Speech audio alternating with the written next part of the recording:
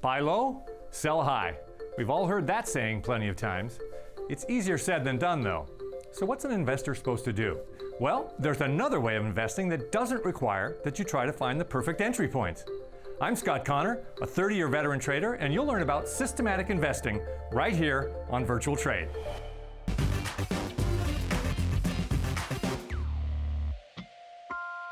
Welcome to Virtual Trade. In this episode, we're going to explore a way to invest systematically using a strategy called dollar cost averaging. We'll explain what it is and exactly how it's done. Next, we'll see an example of how this works on the thinkorswim platform. And finally, new trader Jenny Horne and I will run a scan to demonstrate how to find potential stock candidates as a part of this investing approach. So take your seats and grab your notebooks because it's time to dig into dollar cost averaging. Many investors worry about placing trades in the stock market because they're not sure this is an optimal time to make those trades. Now, buy low and sell high is a common mantra, but how do you know when the highs occur and when do you know the lows occur? Well, the good news is you don't have to time the market. Dollar cost averaging is a strategy that many investors can use to take the guesswork out of entering the market. Now, this is done by buying a few shares of a stock or a fund or another investment on a regular, timely basis. For a moment, consider the real estate market and an investor looking to purchase a few rental properties. Now, not knowing where the real estate prices will be in the future, the investor starts off by buying a single property at the current prices. Now, after some time has passed, let's say the real estate market cools off and they decide to buy another property, but this time at a lower price. Now, let's imagine later on the housing market starts to heat up again and they purchase a third property, maybe for a slightly higher price. Now, without buying all those properties in the initial transaction, the investor averaged their costs by purchasing properties at different times and different prices. Now, let's take a look at an example of how dollar cost averaging works with stocks. Let's suppose an investor wants to purchase shares of XYZ stock, but doesn't know when to get in. So she decides to buy using dollar cost averaging, where she buys a few shares this month, and then a few more on the same date the next month, and so forth. Let's look how it went. XYZ is currently trading for $21 a share. Our investor decided she would invest $100 every month, so in her first month, she was able to buy 4.7 shares. The next month, the stock price fell to $20 a share, and she was able to purchase 5 shares. In the third month, the stock had rallied to $22 a share, and she purchased 4.5 shares. Month 4, 4.3 shares at $23. Month 5, 5 shares at $20. Month 6, 4.7 shares for $21. Our investor has now invested $600 and picked up 28.2 shares of stock with an average cost of near $21.28. If she had invested that $600 in one lump sum, she may have been lucky enough to get in at a low of $20 or a little less lucky at $23 a share. The good news is, by dollar cost averaging, she did get a relatively good price for her shares. So to recap, a common concern for investors is when to place a trade. Now, dollar cost averaging can help take the guesswork out of when to enter the market. To dollar cost average, investors buy a set amount of stock or other investments at regular intervals. Now, let's take a look at a way to start dollar cost averaging within a portfolio. While our investor has been in the market the last 6 months, she was happy to find small paychecks showing up at her house every quarter. These small paychecks, or dividends from the company, consisted of 10 cents per share. While she's happy to get paid, she knows that if she just reinvests this amount, her rate of return may increase because of compounding returns. To do this, she talks with a broker to set up a dividend reinvestment plan, or DRIP. A DRIP program is just like dollar cost averaging, except it uses a security's dividends to purchase more shares. Our investor now has 28.2 shares, and each share pays 10 cents, which means instead of receiving a check for $2.80 as a dividend payment, it will be reinvested to buy even more shares. This small amount may only cover a fraction of a share's cost, but the dividend reinvestment along with the dollar cost averaging plan over time can allow her to build up her portfolio. So each month, she invests $100 using dollar cost averaging, and each quarter, her dividends are reinvested because she set up a dividend reinvestment plan. She's happy because now she doesn't have to time the market and decide if this is the best time to enter each trade. And she's able to buy even more shares because her dividend payout is being reinvested, getting her even more shares, and in turn, possibly a bigger dividend payout the next quarter.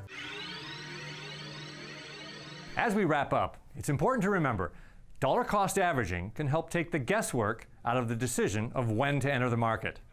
To dollar cost average, investors buy a set amount of stock or other investments at regular intervals.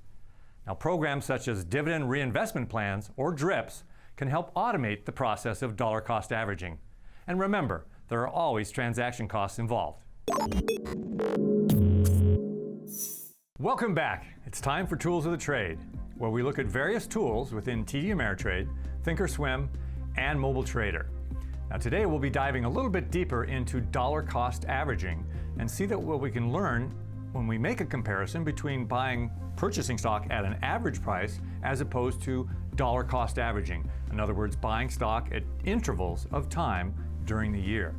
What we'll do is we'll start off with an example of AMD, and let's jump right into the chart on the thinkorswim platform, and we'll use that as our particular stock. Now again, we're just picking this as an example, and what we want to do is look at AMD for 1 year period. And that will be 252 trading days, or 365 days for the year. All right, so follow along and we'll jump into putting in the symbol AMD, enter. And now we're looking at a 1 year daily chart, and you can see our candles. We should have 252 candles or trading days during the year. Now, to give our chart a little bit more size here, I'm going to hide the left side bar so we can zoom in and get a little bit better idea of exactly what we'll be looking at. Now, what we're going to do is look at what's called a simple moving average for the entire year. Remember, a simple moving average just takes all the different candles of the year, divides them by the number of candles, 252, to give us an average price. And this simple moving average, if we set it for 252 days, should give us that level. So let's go ahead and do that. We'll jump into the beaker. And remember, you'll always just simply start typing in the name of the study, and I will put in simple, S-I-M-P-L-E, and there it is. I didn't even finish. Click on simple moving average. Don't forget, we want to add that to our selected strategies, which you can see here, then hit apply and OK. Now, if you're looking at the simple moving average and you're saying, well, Scott, I see it, but it doesn't really stand out for me, remember, you can always right-click on the strategy, hit study, and hit that, and go ahead and widen out your band. Let's go to maybe 2, and that'll give us a little bit wider band, and now it stands out just a little bit better than before. Now, what is this simple moving average again? Well, we just talked, it's the average price over 252 days, and that's the number we're going to be looking at to sort of help us decide where this average price is. Now, simple moving average, 252 days that we're looking at, and you can see that right now, that simple moving average, and let's do this. Let's go back, and I want to make sure that we get the number of days so that it corresponds to a longer time frame. Now remember, another way we can do this is by clicking on the icon next to the stock and go ahead, our study, and let's go ahead and change that date. Now in this case, we're going to be putting in 252, not 9, so 252. I'll hit enter. Now we've got our number of days we want to look at, hit OK, apply, and now we should be seeing. Now you can see that line has moved quite a bit from the original 9 days that we had. You can see it's much smoother. So now we're going back for a whole year and getting an average price. Let's go ahead and look right now where that is. And as a matter of fact, I will go ahead and draw a line about where that is. And that's right around this, well, let's just call it about 12.5 level.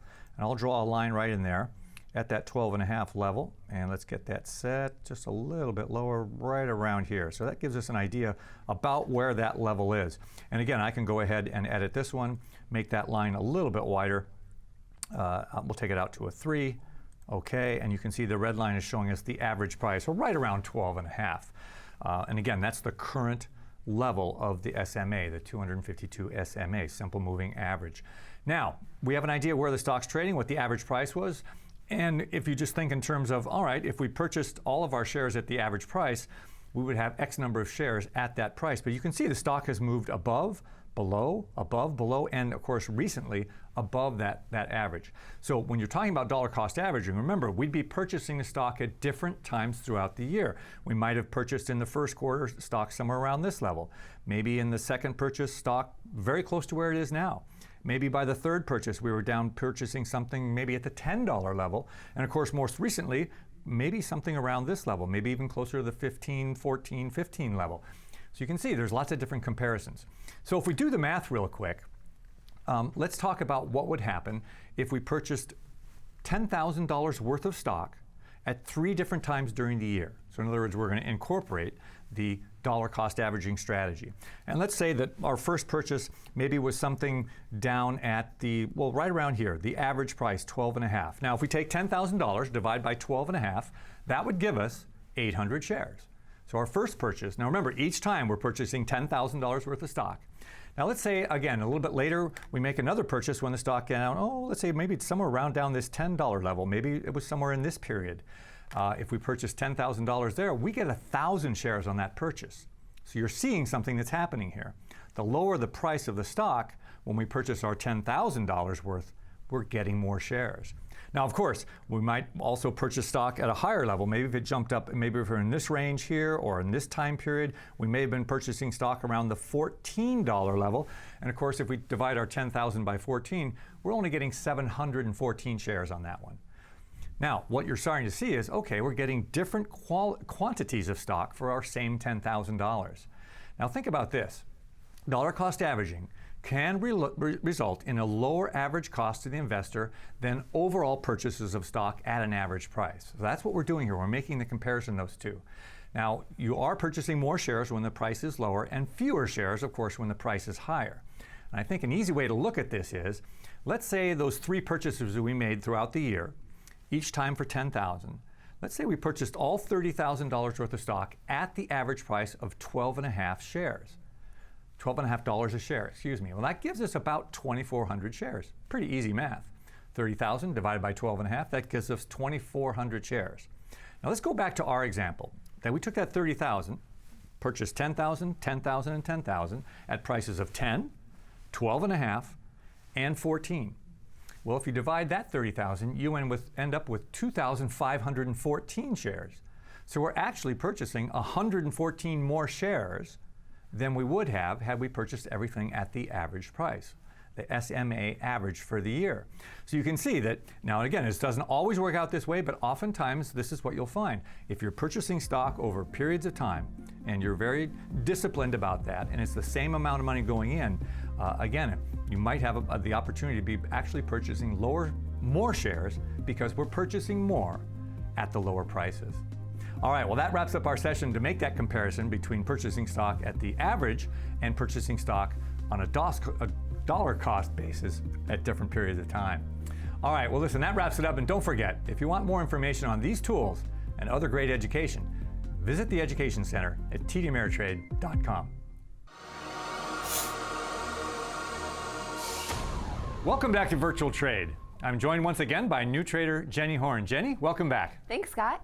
Great to have you. It's great to be back. Well, Jenny, we're talking in this segment about looking for stocks that meet certain criteria. And then once we have those, we can put them into our portfolio by using dollar cost averaging. Okay, now what exactly is dollar cost averaging? Okay, with a great question. We'll just review that real quick. Simply buying stock at certain intervals. Because it's obviously difficult to pick where the high points, the sort of average points and low points are for stocks. But if we continually buy them over time, we'll have an average price somewhere in the middle.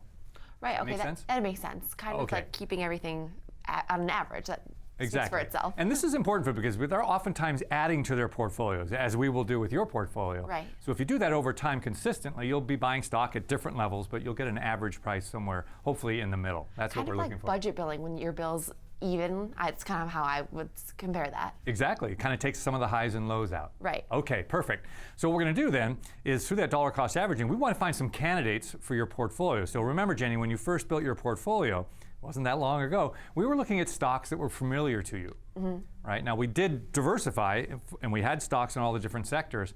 Now we're just going to, like I said, take it to the next level. For someone who's building a portfolio, maybe going beyond just stocks that they know, but what are some viable candidates within those different sectors?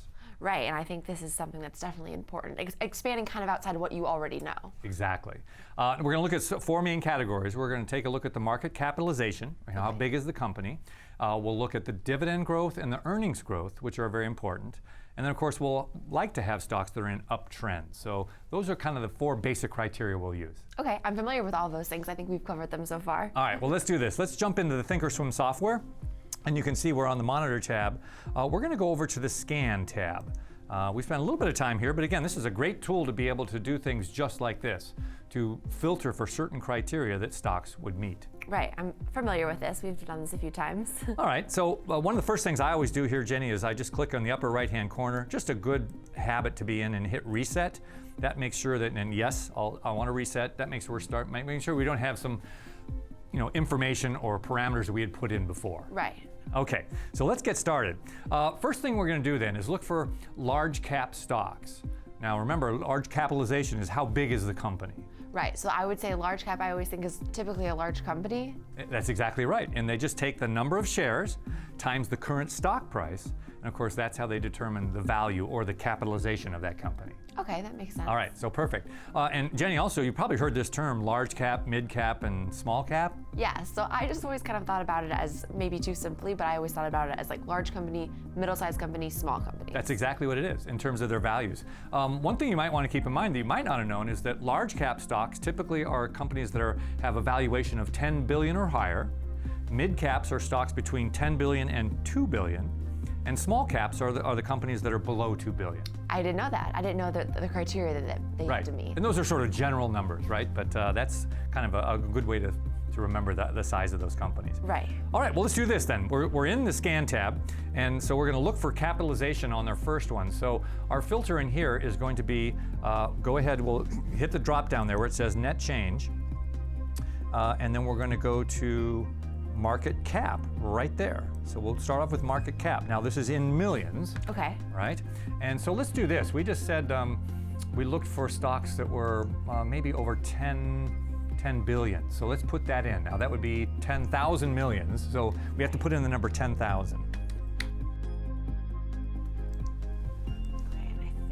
That's it. Yes, well, actually, I think we take the comma out. Maybe that's what it is. Let's try that without the comma. Oh, perfect. Yep, there we go. It is. Perfect. Now you can see it's dropped. I'm going to hide the left side bar now, Jenny, so we can see this whole scan process, because we're looking at all stocks and we're intersecting with none. That's a lot of stocks, but we've already narrowed it down to 1,900. Right? It started off over 10,000. Now we're down to this to a much smaller number by the market capitalization. All right, so now this kind of puts us into that category of the larger companies. Maybe people refer to those as blue chips type stocks. All right, what would be the next thing we want to look at? Well, we'd like to see earnings per share growth. Okay. All right, so let's go ahead and what we'll do now is look at a fundamental filter. So let's go ahead and close the last two we had there and go click on fundamental filter. And in this one, we're going to look for earnings per share. Okay. And we're going to use TTM. Perfect. Now remember, that means trailing 12 months. I remember this one. All right, now for this earnings per share trailing 12 months, we're going to want to look at a year-over-year comparison.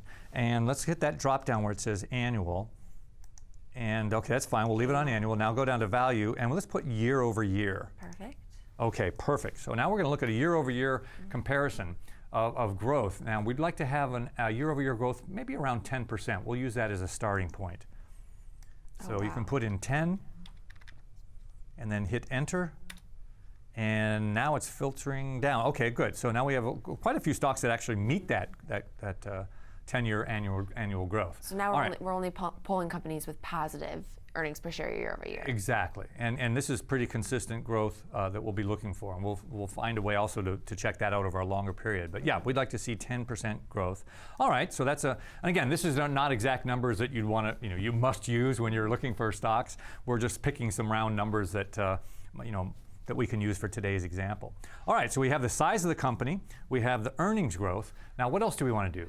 Dividend, I believe you mentioned. Dividends, exactly. So let's do the same thing. We'll add another fundamental filter, and then we'll drop down and look for dividend yield.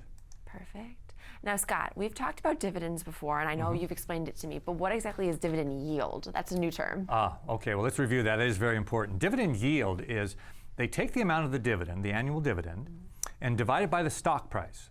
And that gives you the yield. So in other words, if we owned, let's say, a stock that was $100 a share, and the stock didn't move for the whole year, it just stayed at 100. Well, we'd still be getting a dividend. And let's say that company was paying an annual $2 dividend, maybe 50 cents each quarter. So an annual dividend of $2, well, 100 or 2 over 100, that's 2%. So it would have a 2% yield. Okay, that's fairly simple. That makes simple, yeah. And so we're able to actually look at yields in general, and what we find, Jenny, is that if you look at the S&P 500 right now at this particular point in time, the average yield is about 1 3/4, 1.75, 1.80, right around there. Okay, that makes sense, yeah. All right, so what we're going to do is under our dividend yield now, instead of current, let's look at the 5-year average, because again, we want to establish dividend growth over a period of time here. So let's take a quick look at this one. So on our dividend yield, we're going to go ahead and pick on this one. How about we'll just put in something like 2% right now? 2%, okay. All right, and that'll give us an idea of those different stocks.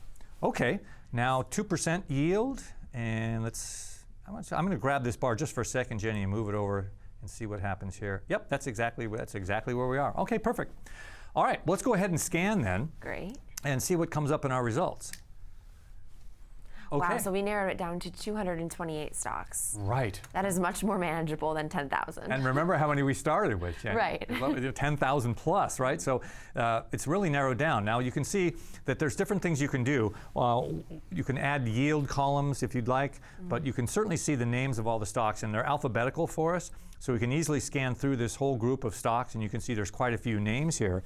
But the beauty of it now is that if we're going back to build a portfolio for the first time and we're trying to diversify in the different sectors, now we can look at other candidates other than just maybe some stocks we know in those different sectors. Right, because as you mentioned, I mean, these are stocks, not that I don't know these companies, but this is definitely companies I'm not as familiar with, honestly. Exactly. Just from taking a first glance at it. Okay, and it's an extensive list. But let's do this now, Jenny. What we're going to do with this list right here is I'm going to click up here, and I'd like to go ahead and, with this watch list, excuse me if I can, I'm going to save this as a watch list. Okay. See that little drop down right there? Right. I'm going to click on this to save as a watch list. Now, Jenny, we're going to have to give this a name. And what do you want to do this? Like maybe dollar cost? Sure. Cost averaging, because again, we're looking at stocks that we might want to add to a portfolio. And again, dollar cost averaging would just be the method of doing it consistently over time.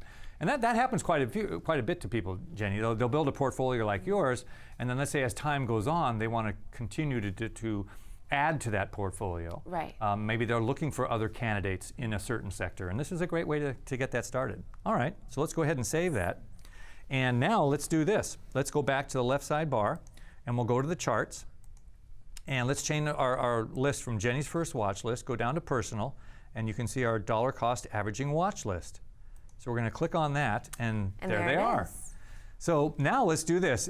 This watch list, let me widen out the left side, is linked yellow to yellow. So we're on the charts tab now. So anything we click in here, Jenny, will pop up in our chart. So let's just pick one right here. It says Boeing. I'll click on that, and of course, there's Boeing. Now, why are we using this watch list in the charts? Right, and why are this criteria? Like this, what does these stocks necessarily mean for us? Right, so we've narrowed it down to stocks that meet a certain capitalization. They're big enough companies, so to speak. Right. They have, we saw good dividend growth, and we also saw the earnings growth. Now the last thing we want to do is, we talked about stocks in an uptrend. So now we can take this list, put it on our left side bar, just scroll through. If you see different names in different sectors, click on them. They jump up in the chart, and like this is Boeing, for example. Now would you say that is in an upward trend? Definitely. Okay. I would definitely say it's an upward trend. And I'm sure that, I mean, this one had its downward trend, but now it's definitely back in an upward trend.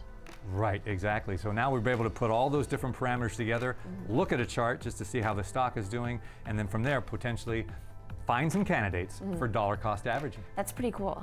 All right. So Jenny, what did you think about this session? I thought this was great, and I think that I get stuck looking at the same stocks over and over again. I mean, kind of the big stocks that make the headlines, but this is a good way to see the stocks that are just on an uptrend or that have similar criteria. Right, and great way to narrow down the field if you want to add other stocks to the portfolio. Yeah, absolutely. All right, well, fantastic, Jenny. Thanks a lot, and I look forward to our next session. Me too, Scott.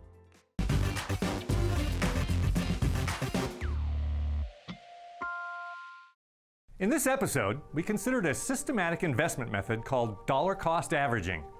We explained how it works and saw an example of it on the thinkorswim platform. And finally, Jenny and I scanned for potential dollar cost averaging stock candidates. I'm Scott Connor, and thanks for watching Virtual Trade.